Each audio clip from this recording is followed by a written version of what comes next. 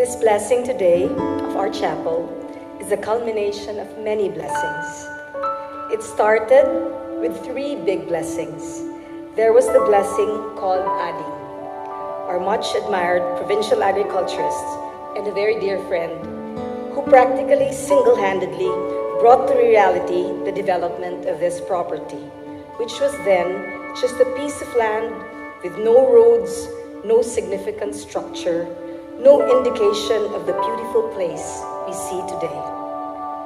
The blessing that was Ading went back to our Creator some years back, but her legacy is very much alive here to inspire us and to show us that we can be blessings to each other. If we have come this far in building this chapel, it is for a purpose.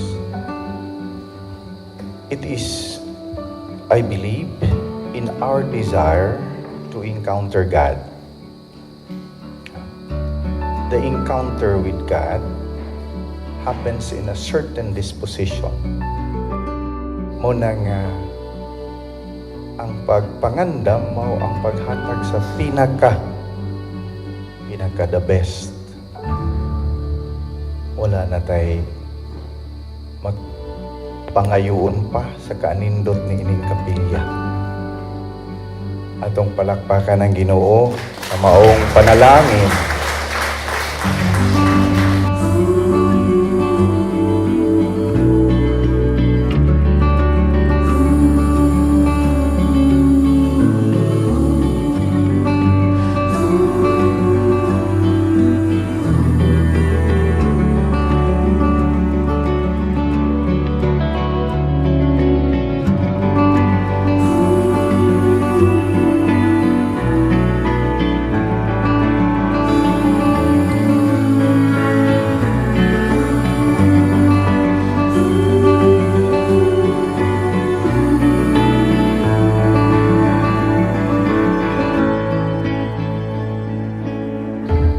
We have built this chapel because we hunger for somebody, no less than God Himself.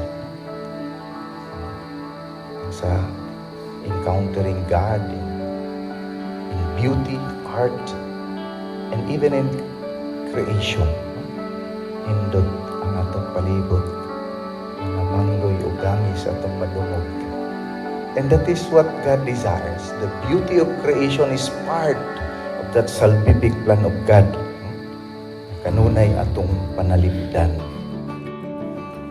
Then, there was the blessing, a miracle really, of my parents' safety and that of Jet's, my brother and mine, when a bomb was thrown at us in a Kabasalan rally in 2010. That incident triggered a connection in my memory when together, with my husband Ron, I visited the cathedral in Zaragoza, Spain, the Basilica Cathedral of Our Lady of the Pillar, where bombs also had been thrown, but none exploded. In fact, two of the bombs are still lodged on the walls of the Basilica until today. When we visited the Basilica, that was also the time when I was still trying to decide whether to run for Congress in 2013, 5 years ago today. Being there in that magnificent cathedral in Zaragoza was another blessing, for it crystallized my resolve to run for Congresswoman and serve the Cebugaynons to the best of my ability. No matter the danger and difficulty, I was thinking that if they could survive and prosper in Zaragoza through the protection of the Blessed Mary, then so would we in Zamboanga, Sibugay. We survived, we won in 2013.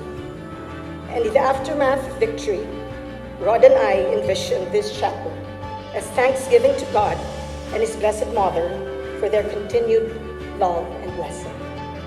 Today, too, is another blessing. For here we are, gathered together in prayer and thanksgiving. Thanksgiving to God for blessing Sibugay and the Cebugaynons. Thanksgiving to Our Lady of the Pillar, Nuestra Señora del Pilar, the same patroness in Zaragoza, for protecting us all throughout. And thanksgiving to each of you, as I say thank you for being here to show your support through prayer. My fervent thanks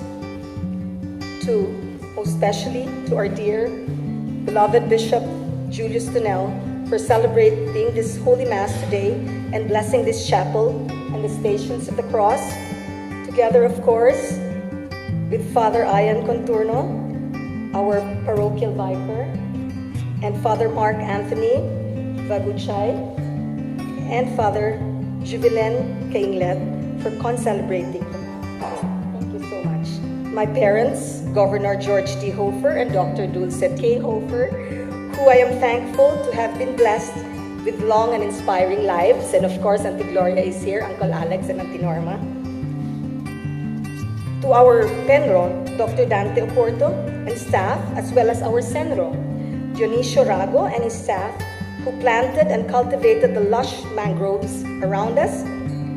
Our donors and benefactors, whose names are inscribed in stone right there at the back, headed, of course, by another friend, really good friend, who's an expert of bridges, board member Marlene Revlo and her family, and all the rest.